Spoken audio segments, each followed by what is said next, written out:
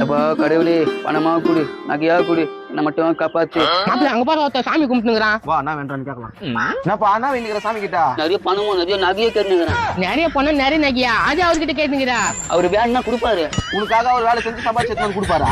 ஏய் சாமி திட்டாதுப்பா, கண்ணு ஊத்திட்டு போதா. நாங்க எப்படா சாமி திட்டினா உன்னதான் கேட்டான். இந்த பேர் நான் சாமி கிட்ட கேட்டா அவர் தந்துருவாரு. தந்துருவாரா? தாத்தம் சரி என்ன வேலைக்கு போறா? ஏதோ போல இது மாதிரி தான் தானுமா. வேலையே இல்லையா? அப்ப சாமி தந்துருவாரா? ஏப்பா அதான் வேண்டியதுல தந்தான் அவன். போடா பைத்துக்காரா, ஒழுங்கா வேலைக்கு போய் சம்பாதிக்கிற வைய பாரு. என்னப்பா இப்படி சொல்றா? சொல்றத கேளு. சாமி நம்ம எதுக்கு கும்பிடுறோம்னா எந்த தப்பு பண்ணக்கூடாதுன்றதுனாலதான் சாமி கும்பிடுறோம். சரியா அப்ப எதுவுமே கொடுக்காத சாமியா? கேளு நல்ல புத்தி கொடுன்னு கேளு, நல்ல திறமை கொடுன்னு கேளு. அதை விட்டுட்டு காசை கொடு நகைய கொடுன்னு கிடக்குறேன். டேய் இப்பாச்சி சொல்றது கேளு, நல்ல புத்தி கொடு நல்ல அறிவு கொடுன்னு வேண்டின்னு போ. சரிதான்ப்பா கடவுளே, நல்ல புத்தி நல்ல அறிவு குடு கடவுளே.